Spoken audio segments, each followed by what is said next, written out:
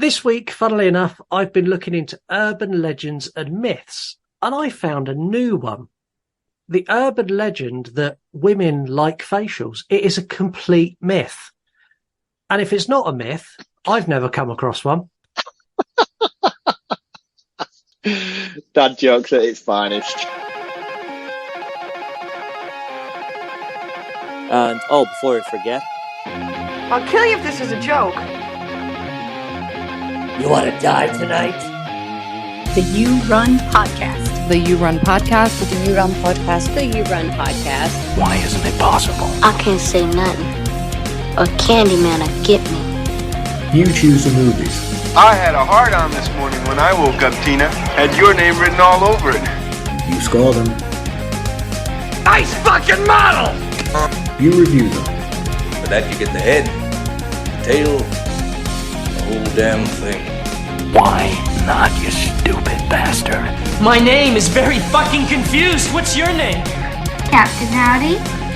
You don't want to go fooling around other folks' property. In my goddamn soul. Where's a beer? Because after all, this is not our show. This is your show.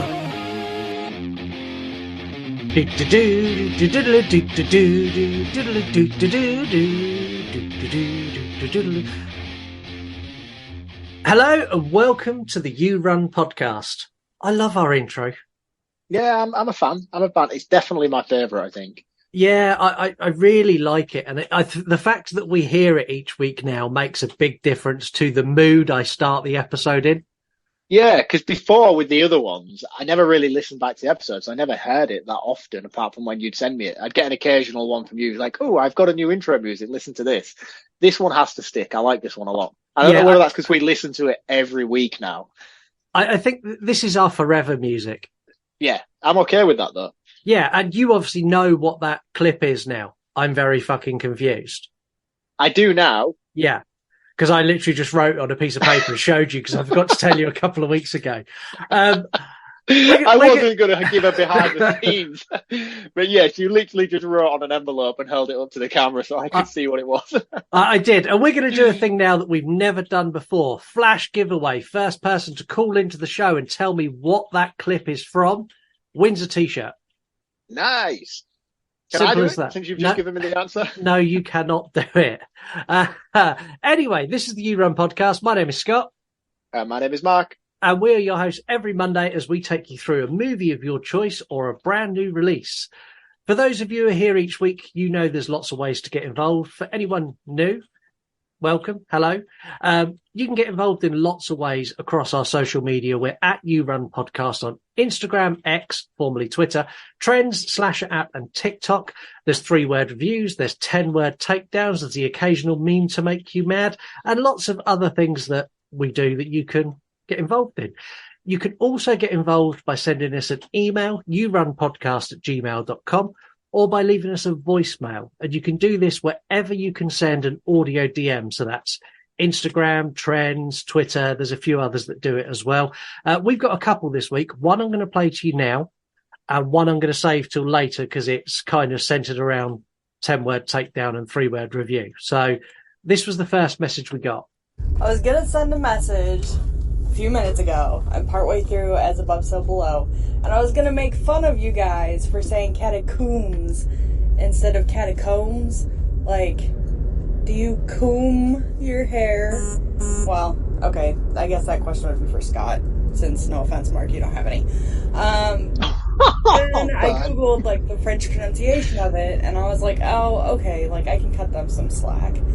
But now, Scott, you just tried to do your French accent in the room where they're pulling the rock out of the column, and I just laughed for, like, a good 5 minutes.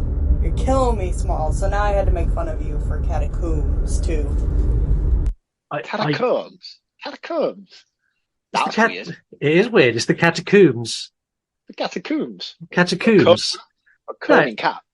And there is nothing wrong with my French accent. Have you not? It's very good. It's really not, mate, honestly. I slipped into Borat, yes. Hello. My sister, number one. My wife. Number one prostitute in all of Kazakhstan. Oh, man. I think we should make a rule where we no longer do accents on the show. 'Cause it's getting seriously out of hand right now. It is, but we'll probably lose a chunk of our listeners if we do that. So I'm not willing to do that. I think we'd probably gain more. We may do. We must offend a large percent of our audience each week. We've got less than 1% in mainland Europe, so I think we're okay. Oh, okay. Most of we our just don't further afield than Europe, we should be all right. Yeah, I mean, most of our listeners are the US, the UK, Australia, Canada. We've got a decent amount of listeners in Sri Lanka as well. So hello, everyone in Sri Lanka. That's strange. Yeah, I thought so. But hey. I'll take it. I'm happy. Anyway, we digress, as we quite often do on this show, and I'm stalling for time because I've accidentally closed my soundboard.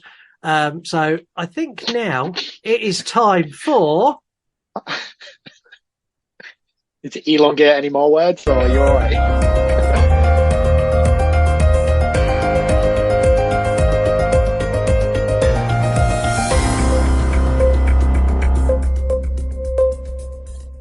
Time for news. Well, is it? Very professional as always. I'll go first because you're not prepared. I can see you frantically scrolling your phone. Currently mocking you and forgot myself where we are on the show. I'm going to start with, we got our first look at the remake of The Toxic Avenger. Have you seen this? Yes, because that was my bit of news. Oh, well, it's not now. You should have been more prepared. I've got to say, the first shot, it looks quite good. It looks dark. It does, yeah. It looks really good. The thing is, as well, Peter Dinklage is playing the Toxic Avenger in this. Yes. And they've got like a really strong cast as well. I mean, Elijah Wood's in it. I think Kevin Bacon's in it. Like, the cast is pretty solid from what we've heard about this film so far. I embarrassingly still haven't seen the first original Toxic Avenger. However, I think this is going to be pretty special, this, when it comes out. Yeah, I do. And I think it's going to get a decent amount of momentum behind it because over time, the fan base for trauma movies has grown, and there's a desire for that type of horror to exist again. And it doesn't really exist now. That kind of gloopy, practical effect, 80s vibey horror it's not a thing anymore. And I want that back, and I think other people do as well. I think the thing is, as well, with the era that we're living in with horror fans, trauma would probably be more successful if it was to happen now than it did when it happened in the 80s, because the amount of people who crave that sort of indie niche market within the horror community would thrive off this stuff now. I don't think Trauma's still really making movies like they used to. But if you imagine now, like, Trauma becoming their fullest self in this sort of decade, with the amount of people who are sort of into horror so vocally like they are nowadays, it would be massive. Yeah, and if Toxic Avenger does well, it then begs the question, what other trauma properties do they go on and remake? Do we get a remake of Class of Nukem High? Do we get a remake of Killer Condom? God forbid. I would love that. But no, I mean, the thing is, I don't want this to be a new Disney where they turn everything to live action and do a full remake of their back catalogue. But I would like it to be a big enough growth spurt for them to then reinvigorate themselves enough to create newer properties and start going back to, I mean, I know that Full Moon, is it Full Moon? Full Moon's the weird one. Yeah. Yeah. And they have like the giant stripper where she's like fucking 70 foot tall, taking on like, they have like strange films. It's like the Puppet Master side of the Trauma universe. Yeah. I know they're separate production companies, but they're the same sort of bag. I know they're still going strong, making the kind of films that they are, but their films are shite, let's be honest. Yeah, but I think if Trauma kind of went back to their old roots, but with a bigger production value based on the success of Toxic Avenger, and give us some new and interesting stories with the same gritty practical effects style that they did back in the day, I think this could be really cool, and really cool for them as well, and really successful for them as a property. Yeah. So I'm well behind this. Yeah. And especially when you've got people like big celebrities like Elijah Wood and stuff coming on board, because we know Elijah Wood loves his horror films, and we know he loves his indie horror films. So for him to be getting involved, he must have been tantalized by the script. Yeah. And Peter Dinklage as well. Yeah. Neither of those take on shit. No. So they really don't. I think it's going to be cool. I think it's going to be really, really cool. And I think it's the one film we all need to sort of be watching out for, really. Yeah, no, the film we need to be watching out for is what I'm talking about next. Scream 7 Oh, for fuck's sake, man. Has been given a working title of Project Blackbird. I'm not going into that. There's a video online. We also got a shout out on Wolfman's Got Nards, the biggest YouTuber that I know, shouted us out and gave us credit for working out the meaning behind Blackbird. Cheers for that, Dave. No, it's not Dave. It's not Dave. It's Dave. No, it's not. Fucking hell, it's Barry. You sent me the thing and I messaged him straight away and I just put cheers for the shout out, Dave. Did he message you back? Oh yeah, he was in hysterics. He thought it was hilarious. He was like, I'll see you up for Love of Horror this year. But that's not the big news I'm excited about. What I'm excited about is their potential release date. So there is talk that they're going to be putting this head to head the same release day as Beetlejuice 2. Ooh. 2 Ortega films in one weekend. 2 Ortega films in one weekend, and probably the 2 most anticipated movies of October head to head at the same time. That would be a good weekend for me because my birthday is in October. My wife's always like, what do you want to do for your birthday? I know what we're doing this year. We had double bill in the cinema. We're going to see Beetlejuice 2, and as soon as that's finished, we're coming straight out. We're going back into Scream 7. No, I'd do it the other way round. I'd end on Beetlejuice 2. End on a high. Oh, do you really? Ooh, yeah. Actually, that's quite... No. Why are you so sure it's going to end on a high on Beetlejuice? Well, Scream 7 is going to be sad because we're going to see the death of Sidney Prescott and the death of Stu Marker. And then you can go into Beetlejuice 2, where they're obviously going to cue that into a third movie. Do you think they will turn that into a property? Yeah. I don't know. I'm really optimistic about Beetlejuice 2. I hope it's successful, but I think the time has been so long now between that first film that it's not going to be the same, and I'm worried that it's going to influence my enjoyment of the first film, like they did with Hocus Pocus 2. I loved that. Yeah, you like weird things, so... Sorry, coming from the man who likes H4. We'll save that for next week. Yeah, I think we will. What have you got this week for news? So my first bit of news is that Dark Castle Entertainment is developing a horror movie TV series on 13 Ghosts. Another bit of Matthew Lillard sort of based news, even though he probably won't be coming back for this because he died in the film. But yeah, so what they plan on doing is it's a 13 episode series, so I can only assume that each individual episode is going to concentrate on one of the 13 ghosts, which to me is a bit weird because if you used to do a series on 13 ghosts, you need 14 episodes. You need 14 episodes. So you have an episode on each individual ghost and then you have a tie-up episode at the end. I agree. So this makes me wonder, are they all standalone episodes, anthology based, and then season 2 will bring them together? I don't know. I don't know how this is going to pan out. It's something that a lot of us have all been claiming all over the internet that it needs to happen. So it looks like it's finally coming true. We might be getting a 13 Ghost TV series. There's no real development on where this is going to go and who's going to be picking it up. But my money's probably going to be on Netflix. Yeah, and my question with this is, like, everyone for years, as you say, have said, oh, it'd be great if they'd done a series and they focused on each individual ghost. In reality, do people actually care, or do we just think it was a cool concept? Because I'll be honest, I've got no interest in watching a series on that. Oh, I have. I think that'd be amazing. If you think so I can't really remember the characters. You can remember one, and I know which one you can remember. The Juggernaut. Yeah, that was the one. And the one with the boobies. Yeah, the one with the boobies. That's the episode that everyone wants. That's episode 13. Yeah, but I think the idea behind it is pretty self-explanatory. You sort of just give us an episode based on this life of this person, and then you deal with their death towards the climax of the episode and then becoming a ghost. Yeah. But that just makes me more confused as why we haven't got a 14th episode and how they all end up together. But I suppose we have the film which brings them all together. So I suppose we don't need to, unless it leads directly into the movie, which would be fucking awesome if that's what they did. If it led into the movie and they've got like Matthew Lillard, like a de-age scene where he's like, even if it like just capturing them and stuff, just a post-credit scene of him and the guy who had the house just like going out and like catching the first ghost, that'd be like, that'd be amazing, fucking genius. Well done. Bravo. Yeah, I think we've maybe just wrote it better than what they're probably going to produce for us, haven't we? We have.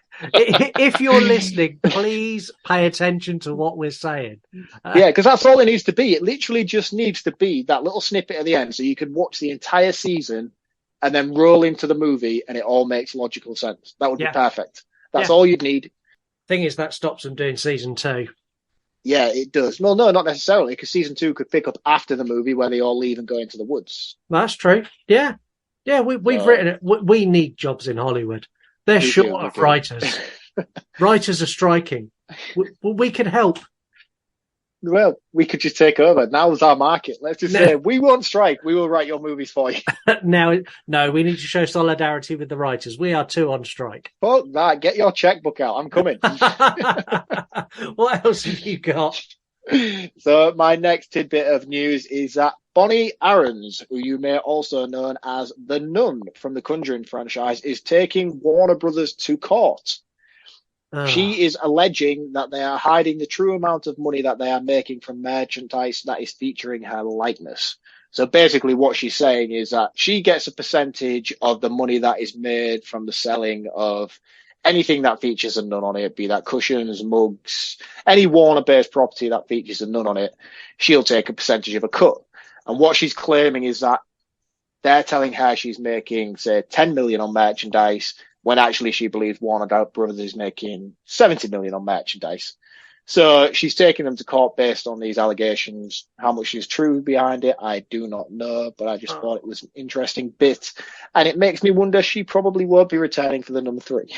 The thing is, this kind of stuff really annoys me. It's like, you've got a deal, you've got 2 movies, you've got merchandise, you are being paid a big chunk of that merchandise, and what is she basing that she thinks they're selling more on? I mean, she obviously, there must be somebody within Warner Brothers who's reached out to her and said, look, you need to know that this is happening. I can't imagine this is just a dream she's had or she's got extreme paranoia. There must be some sort of truth behind it. She must have received some sort of document, whether that be anonymous or not, I don't know. There must be some sort of truth behind it for them to be taking proper legal procedures against them. Yeah, but this is America. You can take legal proceedings for anything. I can go up against somebody like Warner Brothers. They have solicitors that laugh this kind of thing out of court. So you must have some serious evidence to be able to back up your claims in order to go this way with it. Or it's just become enough of a pain in the arse that you get some sort of payoff, or maybe a 3rd movie and you get kept in the Conjuring franchise. Either way, that's what she's doing. But it makes me wonder, when I read this article, I was curious to know, William Shatner is Michael Myers. Yeah. That is his likeness. Does he receive royalties from that? Maybe from the first movie, but I don't think after that. I don't think after that you could class that as a Shatner mask. Well, the second one is part 2 is the exact same mask from the first movie. It's just a different actor. Why it looks different. But and after that, it's whatever mask they felt like making and painting it white. It's a Shrek mask put in a tumble dryer. Exactly. But yeah, I was just curious to know. I mean, he must have, because that's his face. That is his face. Do you know what I mean? Like, has he taken money? Has he taken cuts from the... I think William Shatner earns enough money. I genuinely think he wouldn't give a shit. I don't think he would be, especially at the time. You think John Carpenter was an independent filmmaker who used one of his masks from a costume shop. He probably didn't even give it the time of day. And it's probably too much time has elapsed now for him to go, actually, I would like some money now. But the thing is, though, he could be sat at home having a coffee, scrolling through his Dread Central newsfeed and just see this article that I've just picked up on and be like, oh, actually, do you know what? Maybe I should go back and do the same thing. I wonder if he would get like a massive payout from Mustafa Akkad. It's not Mustafa anymore, but... No, he would financially cripple him. That's what I mean. He could do it, couldn't he? He could take down Blumhouse. I think they still hold the rights to it. Yeah, I want $1 for every time my face has been used. On a Myers sort of deal as well. Jesus Christ, that guy is everywhere. Anyway, let's talk about this episode. This week, we're looking at a 90s slasher that was a listener request.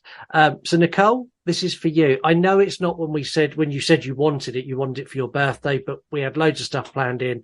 We got it on as soon as we could. So happy belated birthday to you. Yeah, and we are that far down the road. If you wait a couple of months, it'll probably be your birthday again. This is very true.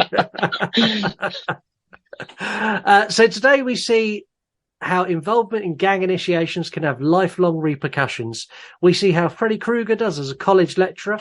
Also, how Danielle Harris created kinks and fetishes for an entire generation of horror fans.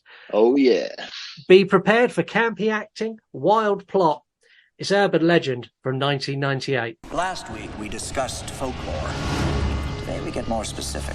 This is what we call an urban legend. Contemporary folklore passed on as a true story. Something you might have heard about mixing pop rocks and soda. Supposedly, your stomach and your intestines burst. Voila, still alive. Mr. Brooks, please. He's gonna explode! Somebody call 911!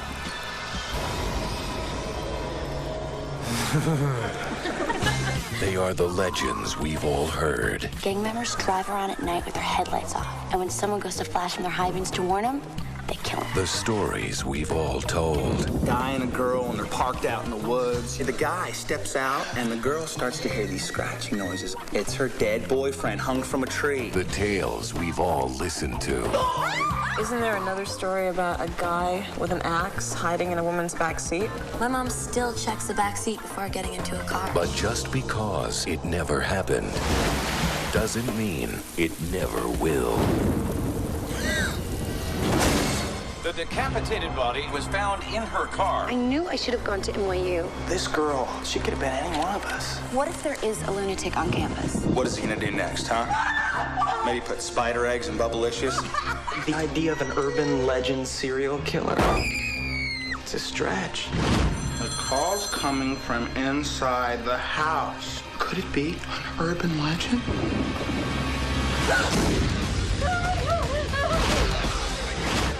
Something I can help you with.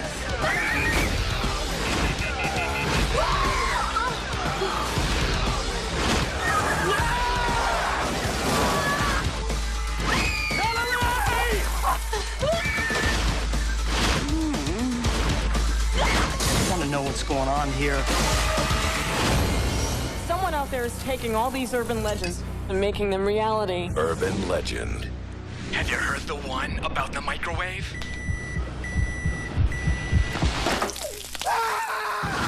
So I just did a weird squeak then. Did that pick up on the microphone? It didn't, but I'm going to edit it in. I don't know why that just came out like it did. I just welcome, my co-host Minnie Mouse. Listeners score the movies first. They score this a 6 out of 10. IMDb rocking at 5.6 out of 10, with Letterboxd giving this a 2.8 out of 5. You get mine and Mark's scores later when we give you our final thoughts on the movie. A little bit of a plot to this, and it is a little bit like normally I give you kind of a synopsis of where this movie goes. This week it's mysterious deaths around a campus lead Natalie to believe that murders are inspired by urban legends. That is the entire plot. That is the entire movie. That is it. Thank you very much for listening. We'll catch you next week. There's not much to the plot of this at all. No, and we need to put a disclaimer out now because there is a lot of stuff that goes on in this film, and it is going to be very hard for us now that you have all chosen this new format where we take no notes to be able to keep on track with it. So we will probably be bouncing about a fair bit on this episode. I think we can start fairly strong, though, because the opening scene to this is one of the best opening scenes of the 90s, without a doubt. It's amazing. It's amazing. And that is all solely down to Mr. Brad Dourif himself, who we've mentioned recently on a previous episode. This guy, no matter what he is in, is outstanding. Yeah. Even when he's in Lord of the Rings is one of the biggest films in the world. He is the best part of one of those films. Is he even in Lord of the Rings? Yeah, he plays Wormtongue. He's a guy who's like the little snaky guy. Does. Yeah. I completely forgot he was in it. Yeah, he's amazing. Everything this guy touches turns to gold when he's on screen. He's amazing. Honestly, he's such an underrated actor. I don't know why he doesn't get more performances. Yeah, he's exceptional. It took me a while to spot him as the gas station attendant. So you get this girl pulls into the gas. She's driving.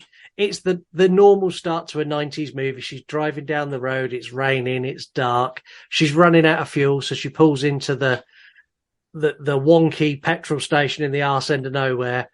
She goes in. She meets the gas station attendant, who is Brad Dourif, and he is creepy. I wouldn't be sticking around, would you? No, so it's fair to say that he has a speech impediment and can't really talk properly. A little bit like me after a few beers, but worse. And he basically fills up the car for her. So she pulls in, he fills up the car for her. And as she's sat in the car, because this is America and people don't fill up their own cars in America, which is highly strange, by the way. Yeah, lazy. It's just weird. I go to get the petrol, not the gas. I go and get petrol or diesel from a petrol station. I get out, I fill my own car up, and I walk into the shop and I pay for it. I get back in my car and I drive away. In America, it's like a drive-through for petrol. It's insane. Yeah, pull up, fill it up, pay. Not even fill it up. They fill it up for you. Yeah. Pay at your car window and drive away. It's insane. I mean, to be fair, maybe they're onto a good thing, actually. Maybe we should have that here. But the thing is, though, they're not, because whenever I get fuel, I then go in and buy a sandwich, a drink, a vape, all the other shit while I'm in there. In fact, actually, yeah, we should probably have this here, because it would probably save me £15 every time I drove to the petrol station. Yeah, it would save me probably £200 a month. Yeah, walk past one of those really nice smelling air fresheners that cost you £6, and you're like, I don't need it, but it looks awesome and would look really nice hanging from my windscreen. I've got two, so I've got one that looks like a dead lady that smells like peaches, and I've got one that looks like a dead zombie man that smells like Coca-Cola. Neither of those would probably smell like peaches or Coca-Cola. No, but they do. They're hung in my truck now, and they're great. I love them. Oh, nice. Yeah. Any gay? We're wildly off topic once again. Any gay? Any gay? Did I say any gay then? Any gay? Any gay? Yeah. No, surely not. You did. I'm a few beers in. Yeah. It's going to be a long night. Oh. So Brad Dourif fills up the car for her, and as he goes back into the petrol station, not the gas station, he comes out and knocks on the window and he says, "Oh, there's a phone call for you," which is weird in itself because he doesn't know this person. No. So why would he know that the phone call was for her? And how does anybody know where she is? Because this is pre-mobile phones. So already we're talking plot holes. A random petrol station in the middle of nowhere. She pulls in, he fills the car up, and then taps on the window and says, "Oh, there's someone on the phone for you in the middle of nowhere where no one knows where you are, but you just so happen to turn up at the exact moment they called." And she goes in because that's what you would do. And she freaks out. She thinks he's got all Texas Chainsaw Massacre on her. Well, yeah, because he locks the door behind her, and then she gets to the phone, and it's just a dead ringer. But because he's got a speech impediment, he can't explain to her what he's trying to explain, and she immediately pepper sprays him in the face. Then jumps through a window, which is awesome. I was like, that is... Yeah, smashes the window, head first out, gets back in her car. He comes running out into the parking lot, and he's like, there's someone in your car. There's someone on the back seat, and I'm like, yes, Brad Dourif, that was amazing. Such an incredible performance, and he has like literally 30 seconds of screen time. Yeah, and I would argue he is one of the strongest elements in this movie. Oh, without a shadow of a doubt. And he is the opening sequence. She gets in her car, she drives off with the person on the back seat who sits up, and I rolled because he looked very much like the fisherman from I Know What You Did Last Summer, but had a big double-edged axe and kills her. Yeah, decapitates her. Yeah. Very coolly as well. I like the way that when she's driving away, she's singing like a really sad song, crying her eyes out, but with the volume on full blast, just like releasing all of her emotions to an Alanis Morissette song. Yeah, and then this like face pops up in the rearview mirror, and she's like, "Oh shit!" And then she's dead. Yeah, then we cut. That's not the end. That's the end of the opening scene. It should be though. It should be. Then we cut to campus where we meet the most generic, I don't know what you'd call them, the generic Saturday afternoon TV bunch of actors that they could possibly wrangle together. And I'm including Jared Leto and the guy with the worst bleach hair in the world in this, who used to be in Dawson's Creek, and he's also in Fringe, and I can't think of his name. Right. So, yes and kind of no, because Jared Leto's awesome for all his sins. He's picked some bad roles in his life, but he's a great actor. The Dawson's Creek guy, yeah. I like him. I like him, but I kind of get what you're saying, but he was just typecast to play a certain role in that era, and he kind of just lives up to it. But then the other guy, who is Luther from Smallville, who you may not recognize because he doesn't look like it when he's got no hair, he's awesome as well. He's got a really cool podcast as well, by the way. If you don't listen to his podcast, you probably should. He gets like loads of celebrities on, and they talk about like all the behind the scenes stuff and all the dark elements of Hollywood. Really, really interesting stuff. Oh, cool. Cool. You do know we have our own podcast, and you keep telling people to go listen to other people. Listen to ours first, because otherwise you wouldn't have known that amazing tidbit of information. This is true. So you listen to us, and we tell you what else is good to go and listen to. Yeah, and if we haven't currently got any episodes out, then you can go and check out the recommendations. Yeah. Okay. Right. I just wanted to get that clear. But no, the cast I felt were very kind of like, if you're making a 90s slasher, this is your cast you go to. Yeah. And I don't necessarily think it's the actors. I just think it's the era. And it's like, no, you need to behave like this. So I think they had to turn down their skills in order to be able to feel at home with this movie. Everyone dialed down their skill level for this. Everybody. Yeah. And you say that, but the worst culprit of them all is the lead actress. She is diabolical. Oh no, he's chasing me. Oh, and Tara Reid's in this as well. How could I forget? Oh, our Sharknado final girl is in this movie too. We love Tara Reid here at the Urine podcast. We genuinely do. I think she's great. But yeah, she's awful. There's one scene later on where she's walking down the corridor with Jared Leto, and like she's trying to pretend like she's really upset about a situation, and like the thing that you most likely do is like play with your hair or brush your hair back, and it's the most wooden performance. You need to make a story of this when this episode comes out. She like plays with her hair, and honestly, mate, it is the worst thing I've ever seen. Every time I watch it, I cringe inside, and I find myself always picking my phone up because I can't watch it. Do you know, like when something really bad on the X Factor and you immediately pick your phone up because you can't watch what's happening on screen? It's that type of scene. Yeah, and there's lots of cringy moments in this. I mean, it starts off with you get to campus, and there is a campus newspaper of which Jared Leto is he's the reporter, and he's written this sensationalized story about this girl who got killed at the gas station. He's Gale Weathers, isn't he? Yeah, he is Gale Weathers of Urban Legend. You get the two girls, the girl with curly hair, I can't think of her name. Something, the thingy Gerhard. Yeah, whatever. She's had a really rough time of it. She killed someone, I think. Yeah, she did. She did. In fact. In fact. I do it every week. I'm sorry, man. And then you've got her friend who's the main girl. And why they picked Jared Leto and her as the main two, I don't know, because the other cast members, I'd much rather have followed those. You've got your generic jock, and you've got the Dawson Creek guy who's like the prankster. It is just like your cookie cutter cast members for a slasher. They've all got these really deep set personas, and they live to those personas to the fullest all the way through. Yeah, it's like if you took not another teen movie but made it into a horror film. Yeah, very, very much so.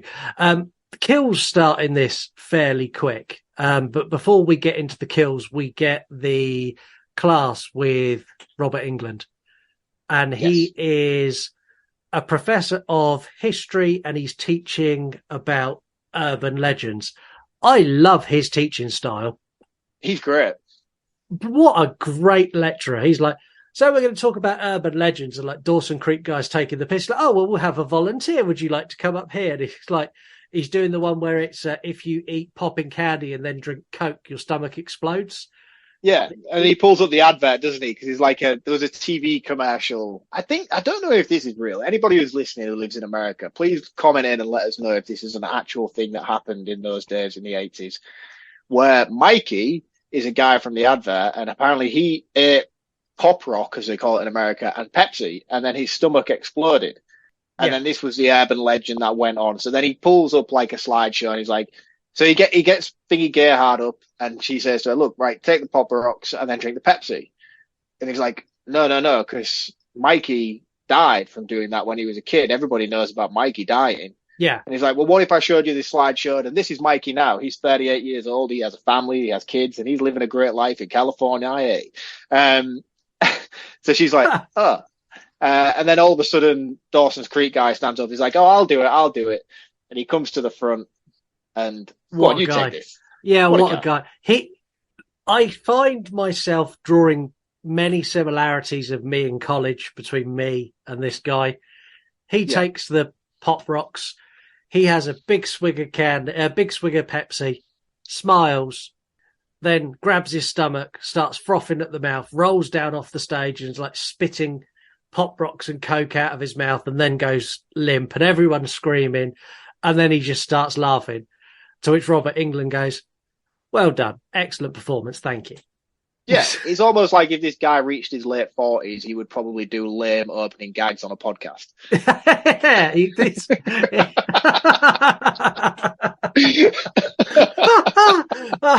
I feel really exposed. Oh no, sorry. Why? Do you know somebody who does that? I may know someone, but yeah, I love that character. And first kill, I can't even remember who dies first. It's not him who dies first, is it?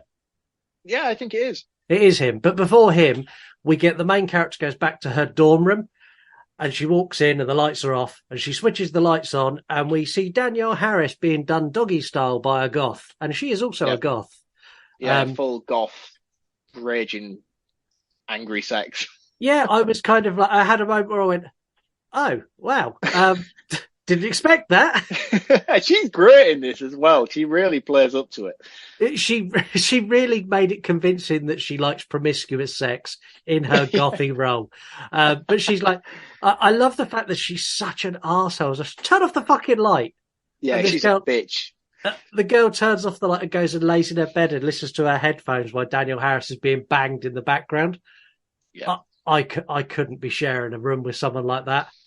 No, and it's obviously like the way that she just so nonchalant puts her headphones on. It's clear this happens most nights. This is a regular. I couldn't live like that. Could you? No, I never did the whole uni college thing. I never dormed up with anybody or. No, I've never done shared living before. I can't imagine I would like it. No, I've been in shared houses and stuff like when I was younger, but like when I went to college, my college was like 20 minutes from my home. So when I finished college, I went home. I never stayed with people. We went out and had wild nights and stuff, but it wasn't a case of I had to go back to a room where I shared with someone who was just a random person I was put with. No, mine's the same. Like, I'm not undereducated. I went to college. I didn't live on campus. So I lived like 10 minutes from college. So I just drive home. Yeah. And I think my patience threshold for living with someone who was like that would be very, very short. The first time I'd probably let it go. The second time there'd be you and me need to have a conversation. Yeah. Yeah. I mean, I've been married for 10 years. No, I haven't been married for 10 years. I've been with my wife for 14 years. Wow. Shit the bed. I've been with my wife for 14 years. We've been married for 5 years now. We lived together for probably 10 years. And I think maybe this year we're finally at peace with each other. Yeah. It takes time. Me and Lisa are at peace, but it's taken a while of, no, don't put that there. No, that's my stuff. No, you can't do that. There was lots of that at the beginning. You're still like that now because you're petty. No, I know, because the thing is, I used to be extremely petty, and that was the cause of all the arguments, because I would bite and I'd be like, don't touch my stuff. Where's my things? Put your shoes away. Make the bed in the morning. My wife doesn't make a bed in the morning. Like, you know, the thing is, like, I'm always up first, so I'll come home from work, I'll get in the shower, I'll go in the bedroom to get changed, and the bed's still not been made for the morning. I'm like, are you fucking winding me up? It's like I can always tell who's got up first in the house because as soon as I get up, the first thing I do in the morning is make my bed. I'm going way off topic. Yeah, there's a very 1930s, 1940s vibe coming off from you at the moment. It just make the bed in the morning, man. It's just a basic thing to do to start your day. If you don't make your bed in the morning when you first get up, it is weird. This is a poll. I need to know who makes their bed in the morning and who doesn't. It's just so strange. The first thing I do, I get out of bed, I make my bed. Yeah, I would argue that you are the strange one. I make my bed, but not like the second I get out of it. I'm not that anal that I need to turn around and go, it must be clean. No, I do it first thing in the morning. As soon as I roll out of bed, bed is made. Boom, done. Start my day. Wow. What if you want to get back in it? Well, then why would I want to get back in it? I'm up. My day started. Wow. I think you and our listeners may be odds on this. Do you reckon? That'd be interesting. Yeah. Who doesn't make the right? Yeah. When this episode goes out, that's a poll in the release on Instagram to find out who makes their bed and who doesn't. I'm even going to share the clip. Please don't tag my wife in it. I can't be asked for that argument. I think in fact, no, what I might do is I might start messaging your wife and get her to do things around the house to deliberately annoy you. She does enough. She doesn't need any encouragement. I'll get her to like come in your office and change all your posters from like horror ones to like Disney ones or something. I spend most of my days walking around like the scene from Bad Boys 2, just rubbing my earlobes. Yeah, you need to be careful, otherwise you'll wake up on the sofa with a Power Ranger stuck up your ass. So the first kill is Dawson. No, there's someone else dies before Dawson Creek guy. Someone else definitely dies because he takes the main character out for a drive because she's upset someone else died. Generic character A died, and I can't remember how or why or who it was. Well, it may have been Danielle Harris, but that's quick succession. Again, you guys, we've got no notes, so this is just off the cuff. Well, anyway, we're going to say Dawson Creek dies first. Dawson Creek. Yeah, he dies first. That's fine. Yeah, that's fine. Yeah, he goes out for a drive with this girl, and no, he doesn't. He doesn't. You're right. It is Danielle Harris who dies first. Does she? I think so, because. No, because they try blaming it on suicide, do they not? Yeah, that's later. Because he goes missing before that. Anyway. Okay. He takes the girl out for a drive. I love his little chat up line.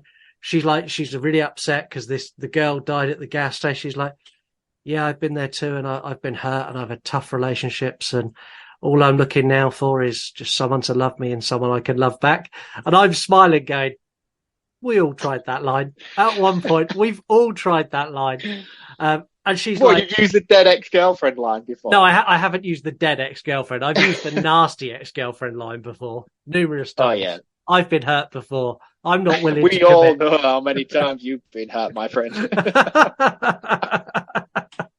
Your soul is a dark pit that no one needs to enter. I just like wedding cake. It's not even that nice. It's not. While they're having their chat, he gets up to basically she calls him out on his bullshit and went, I don't believe a word you're saying. Take me back to my dorm now. And he's like, are you sure? She's like, yes, I'm fucking sure. He's like, right, okay, I'm going to have a piss first and then I'll take you back.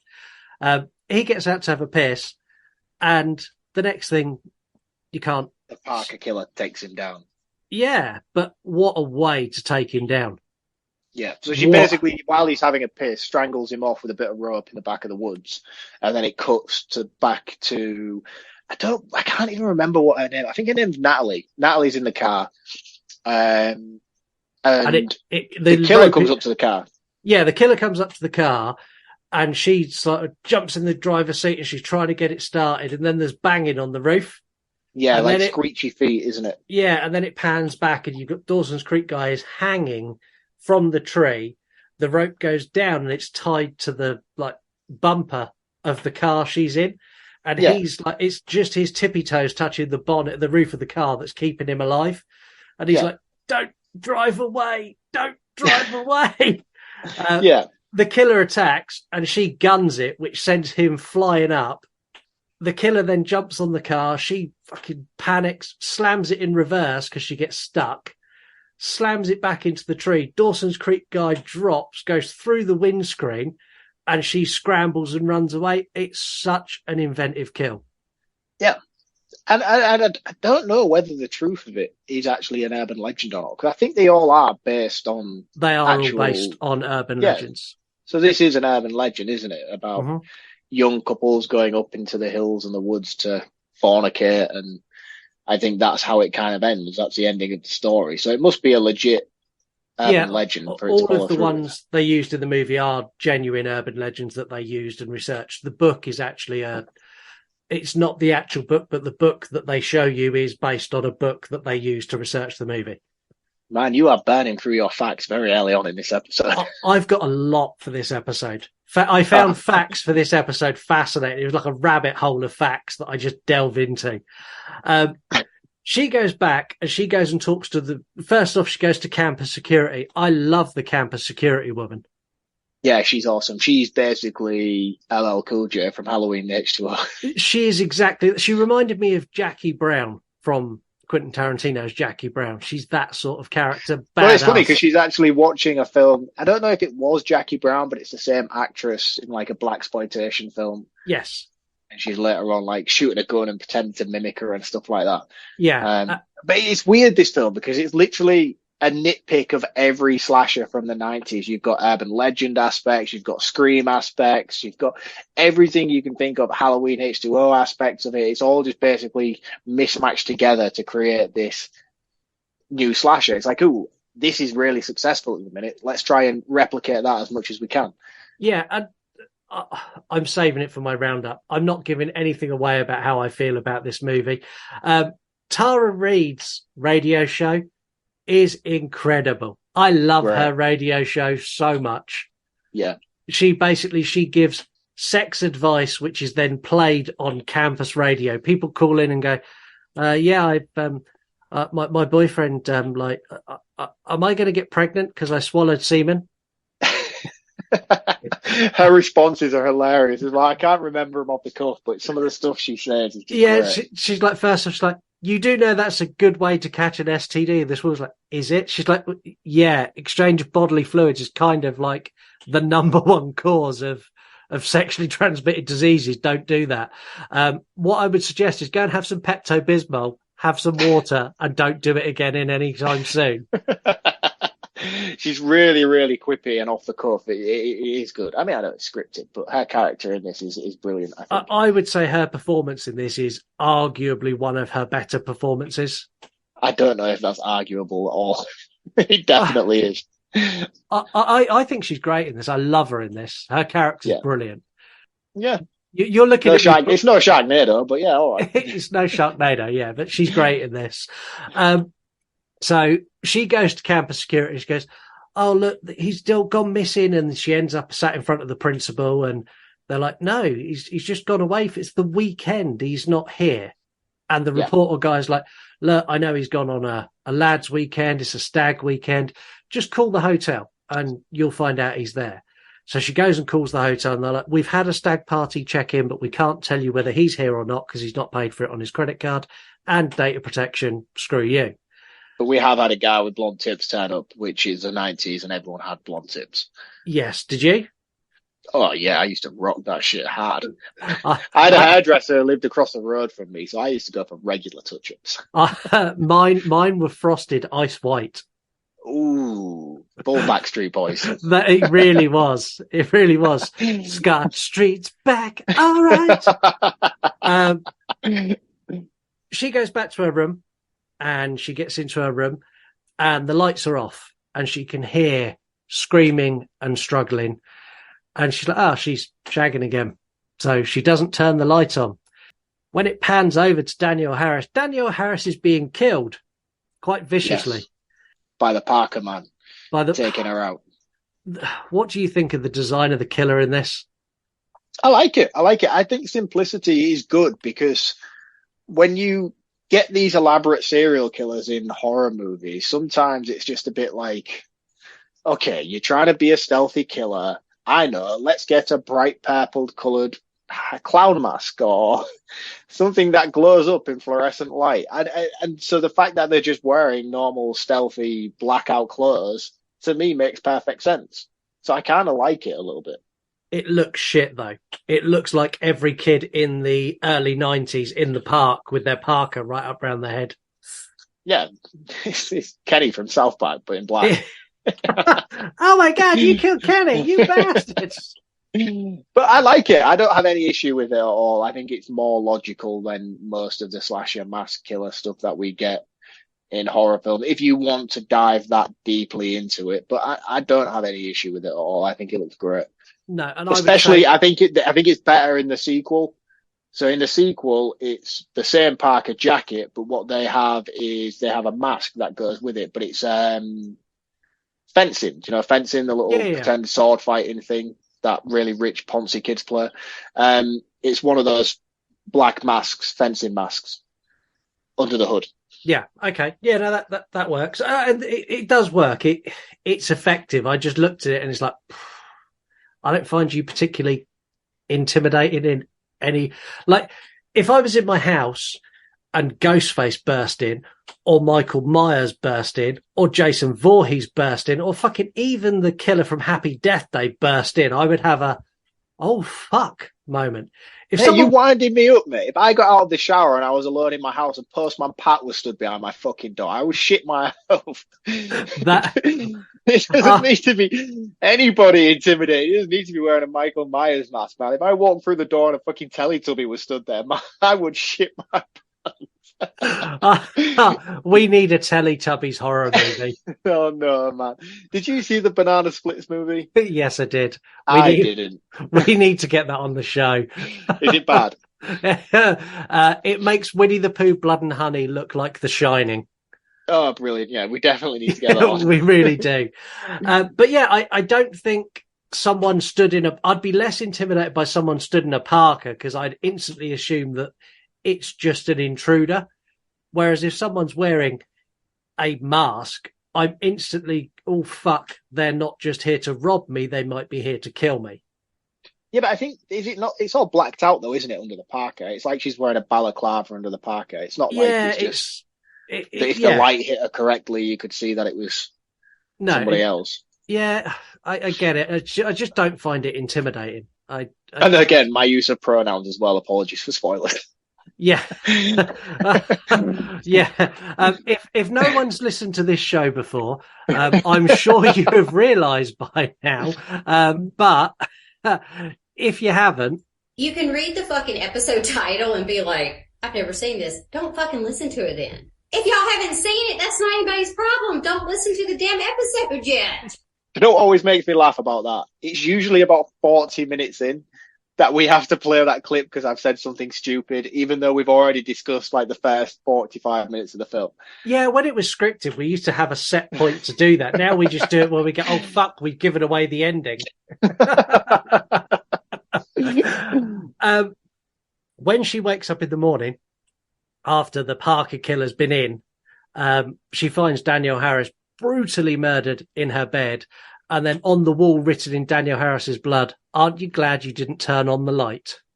Yes. Which I've got to say is quite menacing because that's I wouldn't like that. I would find that really scary. See, something about these urban legends that I'm really intrigued by. If there is like a compendium of all of these stories put together, I would probably like to buy that and read them. Yeah, you can. It is available.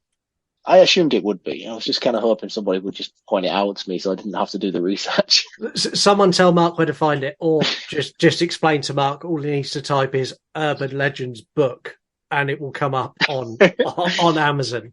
Wow, quickly. Is the internet that easy? It is that easy. Now the police are involved. The police are aware. Our main character, Natalie, has a sit down with the principal. And she's saying there was someone in the room. I know there was someone there. And the principal's like, I'm telling you there wasn't. We found a suicide note and she's killed herself. Yeah, they're fully gaslighting her. They're telling her that Dawson's Creek's gone on holiday and they're telling her that Danielle Harris has killed herself and that she's just being erratic and she needs to calm the fuck down. Yeah. And this is where she starts to go and do a bit of digging, and she's investigating into urban legends because she knows the first kill was an urban legend, which is the gas station. She knows the second one was, and now she's concerned about this one as well. In the process of doing this, her and Jared Leto also find out about the story of what happened at the school 30 years ago, where there was a massacre. I'm going to be honest with you, yeah. This whole massacre subplot's a bit weird, isn't it? And not needed at all. You don't need it to make it work. The only purpose that it serves is for one particular scene, which we're about to approach to next, where the two of them are then investigating further, and they find out about the massacre, and then they think Robert Englund's done it, and they break into his office and find an axe and a parka cut and assume he's done it, and then take it to the dean. And he's like, oh, he did it. Yeah, and I love the scene where they go to the dean. I love Robert Englund's just sat there with his arms folded like, you two are fucking idiots. Yeah. Wasting my time, wasting my effort. But they also speak to the janitor, and the janitor's like, if you need to know anything about these killings, you need to speak to Robert Englund. He knows all about it. And they find the news article that says he was the sole survivor of these killings. Mm. And it's at this point that the dean goes, look, I'm going home for the weekend, turns around to the security guard and she's like, you do not call the police. There's going to be lots of pranks. You do not do shit. You don't do anything until I'm back on Monday. Yeah. She's like, oh, okay. His death is fantastic. Brilliant. And brutal. So he stood at his car. The security guard walks away. He gets the Achilles slash across the back of the ankles, which always makes me cringe. Pet Sematary homage. Yeah. Or House of Wax, whichever one you'd rather. Pet Sematary. Okay, fine. You be finicky about your movie references. Well, I said Pet Sematary, so that's what I was referring to. Okay, fine. Leave me alone. He crawls away, and the killer releases the handbrake on his car and puts it into drive. It's automatic, so it starts to move forward. At no point does he make any attempt to crawl to the left or crawl to the right. He just crawls in a straight line. Every time this gets me, man. And they do this so much in horror films as well. It's like, just roll. Literally just roll and you'll be okay. Yeah, but he crawls, 30 foot as his car chases him down. The car hits him and knocks him onto, like, the spikes when you drive out of a car park the wrong way. Yes. Oh, what a great kill. And it looks great as well. And it's like, oh, what a way to go. Yeah, but the thing is as well about this scene, if you've ever watched Michael Myers, Austin Powers' International Man of Mystery, no, there's no getting away from it. And he picked up on that so well. He's such a genius, that man. Not the Michael Myers who killed Laurie Strode, the actual Michael Myers who played Wayne's World. Yeah, conspiracy theory, one in the same man. Oh, that's a real coming soon. So after the killer's killed the principal, there's a party going on, and they're all going to the party because no one wants to be out and sort of vulnerable to this killer, apart from Tara Reid, who still wants to do her radio show in the middle of a party. Yes. And the killer starts to hunt her down. These chase scenes are borderline comedy. Yeah, and her screaming and screeching in this is very fucking annoying, if I'm honest with you. I love it when she's running. She kind of runs for a bit, turns around, oh no, and then runs a bit more, and then turns around and goes, oh no. And it's rinse and repeat for 7 minutes as she does that. Yeah. It's really, really long, isn't it? Her chase really long. Kill. But before did she die? Yeah, no, her boyfriend dies first. We skipped over her boyfriend's death. No, her boyfriend's death happens simultaneously. So this is the jock guy. So he's at the party, which is going on, and she's being chased, and then she finds somewhere and she holds up. It then cuts back to the party, and the jock guy gets a phone call, very Scream-esque. Very Scream-esque. And he's like, oh, I know this one. This is the urban legend where the babysitter's like, you're upstairs and I'm meant to be the babysitter, but I'm not fucking babysitting anyone, you dickhead. Goes into the bathroom where he's like attacked to the floor, has pop. Well, no, because he said to him, it's like, oh no, it's not the one about the babysitter, it's about the one about the dog in the microwave. Because obviously all the that's- way through this film, yeah. he's like been loving his dog, and you see his dog all the time on the screen. He's like, yeah, it's not the one about the babysitter, dickhead. It's the one about the dog in the microwave. And he runs downstairs, and his dog's just like exploded in this microwave, which is It's not gruesome nice. as fuck. At which point he runs upstairs, and he's violently sick in the toilet. At which point Parker, woman, comes out and literally sticks like a tube down his throat, like a funnel, and then fills it with pop rocks and bleach, which I thought was awesome. Yeah, really good kill, and what a way to go. That's got to be one of the worst. Yeah. It's not nice. You just leave him there just gargling bleach. Yeah, it's a really horrible. Yeah, and then once done that, then goes back to chase Tara Reid some more. Yeah, because the thing is as well, while this is all happening, the radio show is playing live at the party, and everyone's like, oh my God, she's actually struggling. She's actually in pain. What is going on? And everyone's like, no, it's just a Halloween bit. Don't worry about it. She does this every year. It's just a stint. It's all fine. It's all fine. But then Natalie is really concerned. She's like, no, this is real. Something's going on. So Natalie leaves a party herself to go and then chase after Tara Reid to make sure she's okay. Yeah. So this chase sequence that takes 47 minutes, eventually Natalie arrives. And then as Natalie arrives, and we've done a few falls down stairways and balconies and gone up and down in lifts a few times instead of actually going for the escape exit.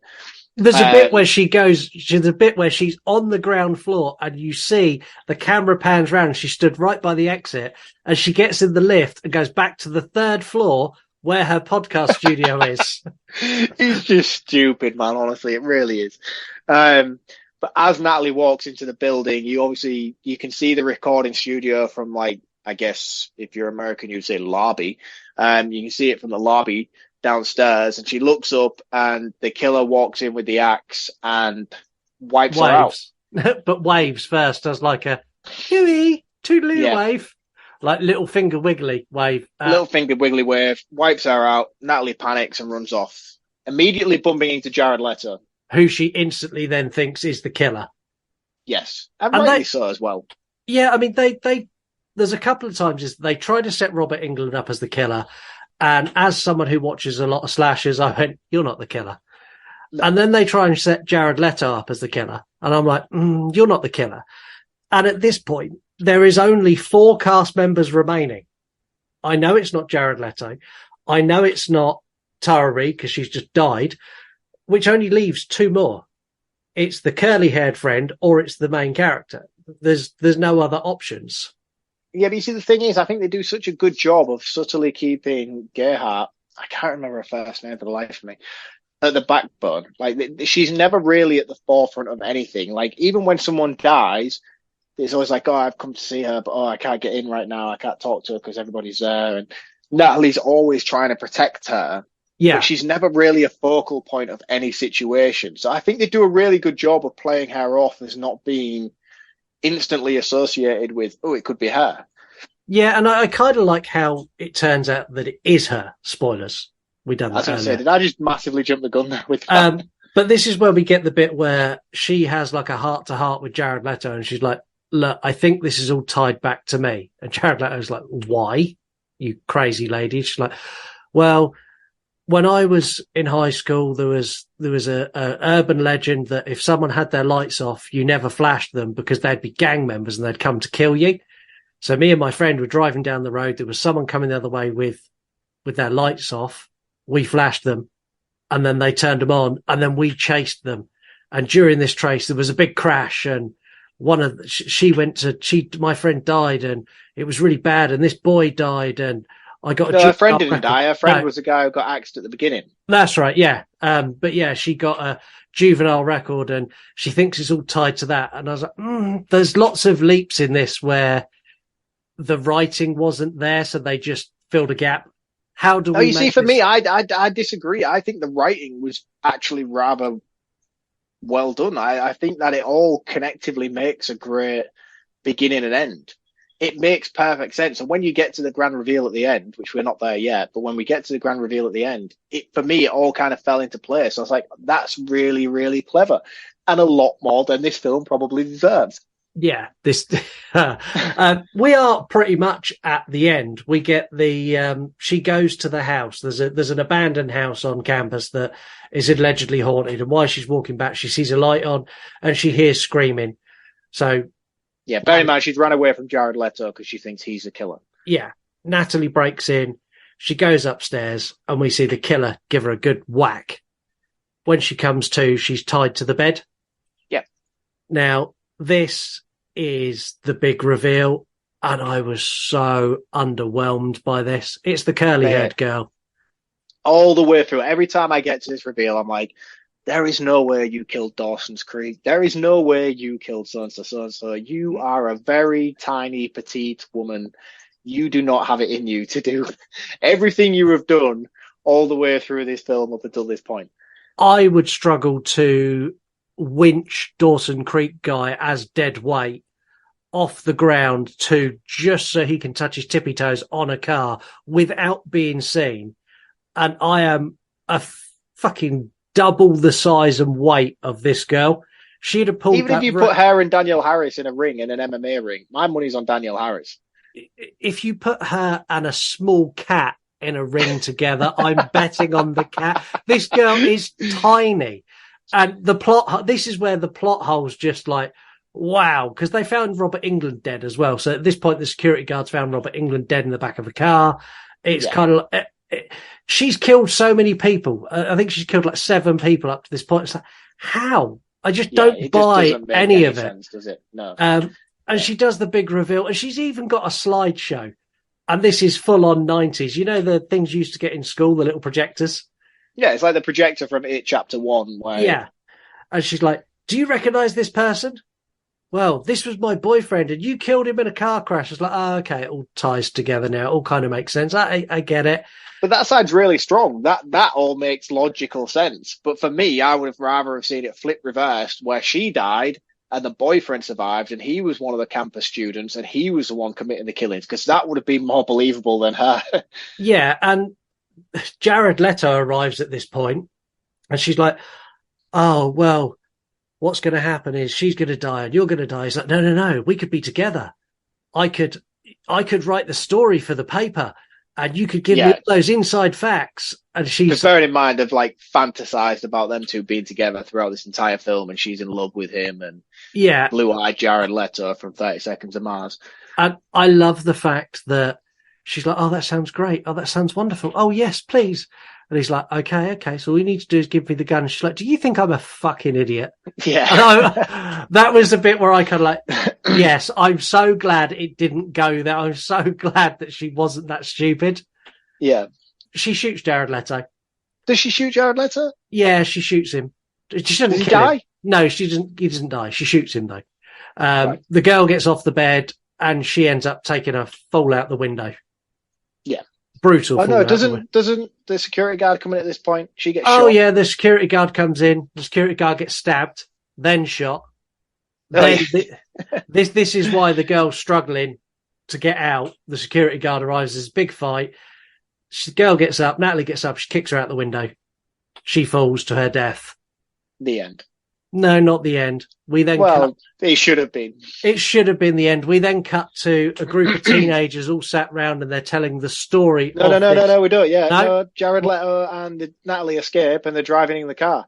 Oh yeah, I forgot all about that. And then of course we get a flashback. We get a recall, if you will, back to the beginning where you should always check the back seat because there she is. And she attacks again, and they have this big scuffle in the car. And this scene always pisses me off royally. Because Jared Leto still continues to drive like he's fucking Vin Diesel for about 10 minutes down the road instead of just pulling over and eliminating the situation. Because bear in mind, there's Natalie, Jared Leto, and this tiny 4'2" woman having a big scrap in a car. And he just continues to drive in this thunderstorm at like 90 miles an hour instead of just stopping and pulling over. Yeah, and then eventually on the bridge. Slams on. Yeah, they slam on and she falls over the edge of the pier into the bridge, into the water. They crash in the bridge. And that bridge is the narrowest bridge in the world. Did you see it? Like they couldn't even get the car to go side on because the bridge was too narrow. It's kind of like at a 10-degree angle because that's as much turn as they could get. Because I looked at it and went, I don't know if she'd have made the water. She's at such an angle. There's a 50-50 chance she'd have tumbled down the road. I like with a film like this, the kind of equations you're making throughout. Then we get this. We watch her float down the river. Then we get the cutscene where they're all sat at a campus and they're telling the story of what we've just watched. And then a girl goes, "Yeah, no, you're telling it all wrong. It's the right story, but it didn't happen like that." And it pans round and it's the girl who went in the water. Yeah, that's the end. I've got so many thoughts on this and so much to say, but I kind of want to do roundup now, but I'm not going to. I'm not going to. Instead, I'm going to keep us culturally appropriate. 3-word review. Very nice.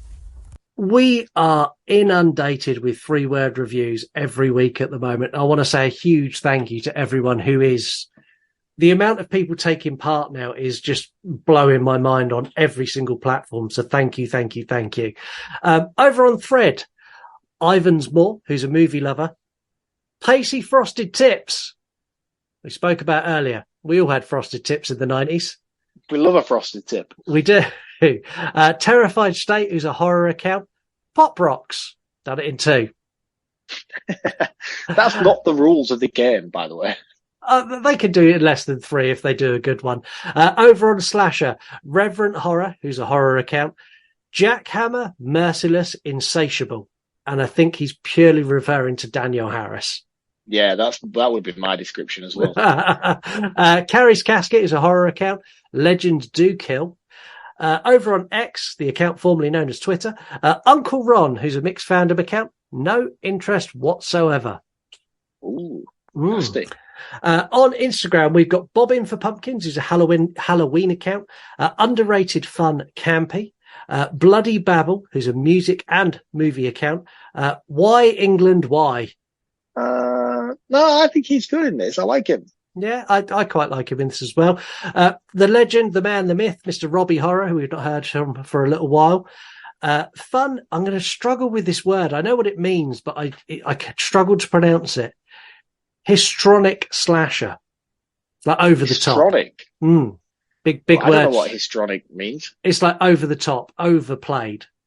All right, okay. That's interesting. Yeah, very good review, but yeah, could you dumb it down for me, Robbie? we like basic syllables on this show, please. If it's got more than 3 syllables, we're in trouble. Over on TikTok, Fear and Fandom is a really cool horror account. Brenda is amazing, and this is Frizzy Hair Girl. This is the killer. Oh yes, of course. Yeah, she is called Brenda. What a weird name to call such a beautiful woman, Brenda. Brenda, yeah. I think Brenda's a name that's kind of like doesn't really exist anymore. If we've got a Brenda who's listening, please let us know. But I think like Brenda and like my nan's name was Barbara. I think like Malcolm. Yeah, all of these names kind of have just had their time. Maybe in 10 years they'll come back, but for now I think they're done. Yeah, and apologies to anyone who's just called their kid Brenda or Malcolm. Yes, really, really sorry. We're about to go into 10-word takedown, but we've got a beautiful little segue done by our friend over on Instagram, not Instagram, he's on Instagram, he's on TikTok, he's everywhere, Mr. Chunky Larry, who's going to give us a 3-word review, a 10-word takedown, and, well, a bit of fucking everything. Here he is. What's going on there, Snarky Mark and Scotty Too Naughty? Scotty Too Naughty. I haven't interacted with the show in a while. Well, Instagram aside. But my boy Scott, he knows just how to get a rise out of me. You'll see that in him saying that, you know, what did he say? Jason X is better than Friday the 13th. Anyway, you guys are talking about urban legend. And boy, oh boy, do I remember urban legend. Mostly for the Danielle Harris sex scenes, if I'm being totally honest. But in the spirit of fair play and play it along, I'm going to do both things. I'm going to do the 3-word review and the take it down in 10 words or less. And let's see what I got. So for my 3-word review, I'm going to go with Goth Danielle Harris. I don't give a fuck what anybody says. It's the best part of the whole fucking movie. 10 words or less, someone's in the back seat writing like Kevin Williamson. Late 90s, early aughts horror films living in the wake of Scream were trash.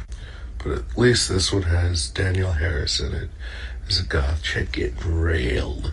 It's also got Joshua Jackson's shitty Bleach job. It's got Robert Englund, so I must like it, right? They would load these casts with people, like CW actors, but then, like, get these horror icons to make these shit-ass cameos. And not one person ever said, well, maybe we should make a good horror movie. Not fucking one! This one feels like a dumb version of My Bloody Valentine, if that's even possible. But anyway, I miss you guys, I love you guys, and I hope you're doing great. Stew for Scream 7. Holy shit, regardless of what that guy just said, I need his Ghostface voice changer. You just come on here rocking up like fucking Barry White. What is that about? Larry, we love you. You're so good. So there's a 3-word review and a 10-word takedown and a synopsis of what 90s slashers were, put in only a way that Larry can. I'm going to call it now. I'm going to start declaring a winner from 3-word reviews every week. And my winner for this week is Legends Do Kill. Okay, so Legends Do Kill. That was Carrie's Casket over on Slasher app. If you're not on Slasher app, go and get on Slasher app. Anyway, after Larry's brilliant segue, we're going to jump into 10-word takedown. So, Mark, I'm never going to create a bit for this until we get it right. Are you ready? 1, 2, 3. 10-word takedown. No, not me. You have to go on 3. Right, we'll try that next episode. On Instagram, we've got Dr. Author, who is an author, funnily enough. Nothing but a Scream knockoff. We've got Skelly, who, of course, is Skellington fan, the one and only. Killer had no motive, just a lady boner for urban legends. And we got one more. We've not got many this week. No Budget Remake. And No Budget Remake's a great little account. They make horror movies or any movie for about £3.50 and recreate scenes. Very, very funny. They've gone with Poor Man Scream. Hot chicks, though. Yeah. Yeah. Fair enough. This week, we're going to play a game. We do this every week. And this week, funnily enough, it's based all around urban legends. So I went and done some investigation into urban legends, and I found some real urban legends in our modern time that are surrounding celebrities and other things that we will both be aware of. Some of these are real urban legends that people genuinely believe, and there's been conspiracy videos about them and all sorts. Others I've completely made up. And all you need to do is tell me which one is a real urban legend and which one come out of my depraved brain. But the thing is, isn't an urban legend something that's made up anyway? So how do I decide? I just have to decipher which one's the most ludicrous from you. Well, you need to decide which ones I made up and which ones someone else made up. And there's a swathe of people who genuinely believe this to be a thing. Right. So this is a conspiracy theory rather than an urban legend then? Well, they are urban legends. So there's a legend that's been said many, many times and many people believe it to be true. I suppose a conspiracy theory is technically an urban legend that's not had the time to sit. Yeah, basically. So we're going to kick it off with Mel Gibson was attacked in his youth, leaving him without what you'd describe as a human face. He spent some time in the circus where he was introduced to an amazing surgeon who repaired his face to such a good level he almost instantly became famous in Hollywood. Did I make that up, or is that an urban legend that people actually believe? Oh, fucking hell, this is going to be wild. I mean, he's a good-looking dude, but, like, is he AI created perfect Hollywood face good-looking dude? I don't think so. I mean, his mullet sells, don't get me wrong, but... So, do you think I made that up, or is that an urban legend? People really believe that happened? I think that's an urban... I think you made that up. No, I didn't. That's an urban legend. Fuck off. No way. Many people believe that. There's lots of different variations of the story. One, he was attacked. One, he was born without a face. and a surgeon created him one. There's many different versions of that Mel Gibson urban legend. There is no way we have the technology to do that. The next one. Mia Goth took part in a sex ritual where she rode a blindfolded man, or in fact it was a blindfolded fan to the point of climax. Just before the money shot, she jumped off, chopped his todger off, and drank the blood. Now, is that something many people believe, or did I make that up? I don't think you're that weird. You might be that weird. Are you that weird? Should I be concerned? Well, it's up to you to decide. I think that's an urban legend. It's not, but it might be now. I made that up. Dude, you need help. I do. There is a spirit of a witch that lives in the woods near me that apparently you can get her to follow you home if you complete certain tasks in a certain order. Is that a real urban legend local to me, or did I make that up? That's a real urban legend local to you, and we've had the conversation about it, so I know that that's real. A variation of that is real. Fuck off! But not. There is a witch that allegedly lives in the woods, but there's no way you can bring her home. I made that up, and that is actually the plot of my movie. Oh, mate, I fully bought into that like that was real. You just sold me down the river there telling me that story. Last one. Richard Gere, you know who he is? Pretty Woman? Oh, yeah, okay, I know the answer to this. Richard Gere had a sexual relationship with a gerbil until that gerbil was removed from his rectum in an emergency room in LA in the early 90s. The gerbil did not survive the procedure. This is an urban legend, and this is real and not something you've made up, because I've heard this already. How does that become an urban legend? I have no idea, especially of a man like Richard Gere's stature as well. How does this become your legacy? Do you think there's points where these things happen and like these celebrities find out these urban legends and just sit there and chuckle to themselves for a good couple of hours? The thing is, I wouldn't be surprised if Richard Gere made it up himself. Either that or Richard Gere's looking at his new gerbil going, don't you fucking tell anyone else. Look what happened to the last one. Hey, Scoob, it's time for facts, bro. Rabbit hole is all I'm saying. Mark's favourite actress, Sarah Michelle Gellar from Buffy the Vampire Slayer, was offered the role of the main character in this.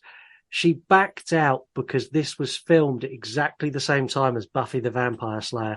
So had she taken this, we would never have got Buffy, Mark. Why have you done this to me, Sarah? I'm not quite sure. Danielle Harris was a smoker at the time, and she was thrilled that she was given a part that meant she could smoke on set whenever, however she wanted. That was until she realised that when they were shooting, she was constantly smoking. I mean, constantly. You're talking like 3-hour shoots at a time, and she has to have a cigarette in her hand all the time. It was this movie that made her quit smoking. That's cool. Yeah. At least something good came from it. Yeah. Joshua Jackson, who played Damon, this is Dawson's Creek guy. He whacks up the radio really loud when they're driving to this location.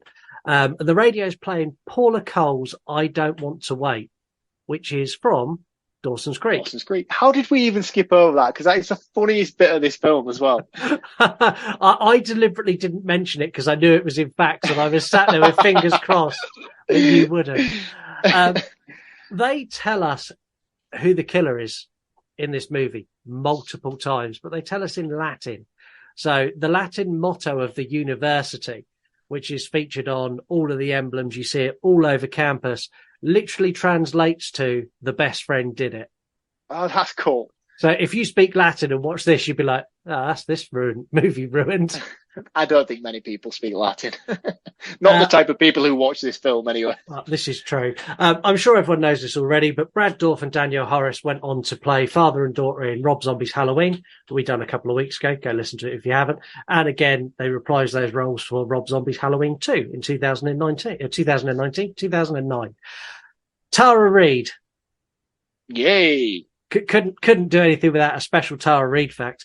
Tara Reid performed all of her own stunts for this, including all of the chase scenes, falling over the banister and dropping to the floor. The stuntman who performed the role of the killer also used a real axe through all of the shots. Oh man, that scene where she's like literally hanging by her fingertips and he swings at her. That's insane. They let that happen. Yeah, that was a real thing. So where he swings down, it's like, I don't know, you're talking an inch from her literally fingers. An inch, yeah. Yeah, that's a real axe, a real stuntman, and her real fingers. Wow. Yeah. Do you want to round this up first, or do you want me to go first? Because I'm kind of the unknown quantity here. I think I would like to go first this week, if that's okay with you.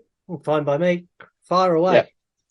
So my roundup for Urban Legend is this isn't necessarily a great film. It came out in the time where slashers were all the rage, especially 90s, sort of I Know What You Did Last Summer, Screams and all the rest of it. And it very much is a compilation of the greatest hits that come with those films. But for me, this was my entry level into horror. Scream was too scary for me back in the day when I was younger. That film used to terrify me, but I could quite easily digest this and not be too worried about it at a young age. So it always holds a special place in my heart for that reason. I think the actual through plot and the overall reveal is brilliant, and how it gets there is fantastic. The actual story side of things are really, really compelling. However, the way it gets there is very jumbled. We get a lot of interjections of unnecessary subplots, some very, very wonky acting. But that aside, I still think it's a rather entertaining movie. It's not the best out there, and I feel like if you didn't grow up with the sentimental value towards this film like I did, if you watch this now, I think you would probably struggle a lot to be able to understand why so many people speak so highly of it. I'm going to keep it short and sweet because there's not really a lot of meat on the bones when it comes to this film. I think the kills are great. I think the soundtrack to it's great. I think the casting is a very mixed bag, but overall it's a lot of fun. If you're in the mood to just watch something and switch your mind off, I'm going to give Urban Legend a 4 out of 5. Okay. Good score. Really, Take really it away. Good, really good score. This movie encompasses absolutely everything I hate about 90s horror. The cheesy acting, the weak plot, the generic slasher baddie. Incredibly, I loved this. There's something about this that just brings it all together really well. There are some issues with the plot, some big plot holes that cannot be explained. Some of the kills are a little bit wonky, but I really enjoyed it. The casting I love. I like all of the cast in this. They're not necessarily at their best, but they all give me what I need from that character. In my opinion, this is one of the better slashers from the 90s and far superior than something like I Know What You Did Last Summer, which I think epitomizes what is wrong with 90s slashers. I wish they'd fleshed out a little bit more regarding the legends themselves, and I wish they'd delved in a little bit more into the lore of it. And I'd like them to have gone down a route where maybe they were teasing this as a supernatural element, then for it to be a slasher reveal. But as a mindless slasher, I really liked this. It kept me entertained. Not once did I check my watch. And I was really shocked because I was ready to tear this to bits. It's an 8 out of 10 from me. Oh, so we're pretty much same. That is very unusual for me and you to be on the same score wave. Yeah, and like this sits in the same kind of vein as Idle Hands. It's that same kind of hand up over the top. And I hated Idle Hands, and I knew what this was before I started watching it. And I was literally sat there ready to go, I hate this. I sat there and I said to Lisa, I am going to hate this before it even started. The opening scene with Brad Dourif, I was like, okay, right, you've got my, instantly I went, right, you've got my attention. Yeah. And then you have, I think that opening scene is a big selling point for this film. It kind of gets you on the right path because there's a big chunk in between that and where things actually pick up again. Yeah, I mean, it grabbed me enough, and then there's like loads of little wonky bits, and then Robert Englund, and then that grabbed me, and I liked that scene, and then some of the kills were quite good, and before I knew it, it had wrapped, and it was over. Yeah. And I really liked it. There are only 3 weeks left on our challenge, 4 if you count this one. I've got a good one this week. I don't know how Mark's going to feel about this week's challenge, but I quite like it.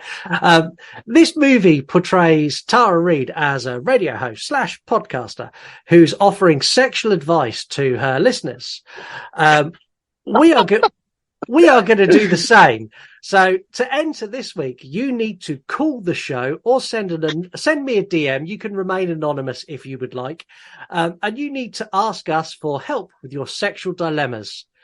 Be that, I don't know, erectile dysfunction or, I don't know, vaginal discharge, whatever that may be.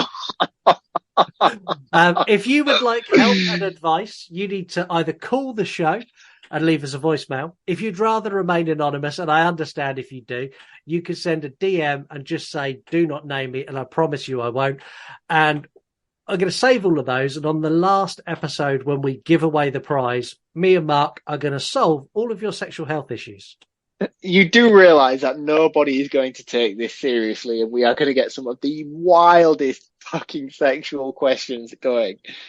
Again, I don't care because it will make it very entertaining. So if you want to create a wild sexual issue for me and Mark to solve for you on the air, we can do that. I don't feel qualified enough to be able to deal with this. Oh, we're 100% are not qualified to deal with it, but it will make a fun bit. That wraps Urban Legend. It turns out you all hate me. We put out a poll filled with movies that Mark likes, that Mark got to pick all the movies. And you all in your infinite wisdom decided to choose Halloween 5. Oh, yeah. Next week, expect sulking, mild temper tantrums, possibly a big temper tantrum, depending on how Mark feels about this film. But until then, they know that Michael Myers is her uncle and that she attacked her foster mother. That's why they fear her, especially at Halloween. I hate you all. I hate you so much, especially you, Mark.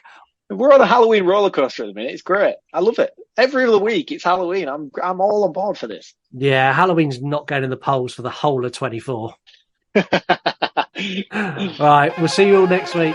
Cheers, guys. See you next week. And, before I forget, I'll kill you if this is a joke. You want to die tonight?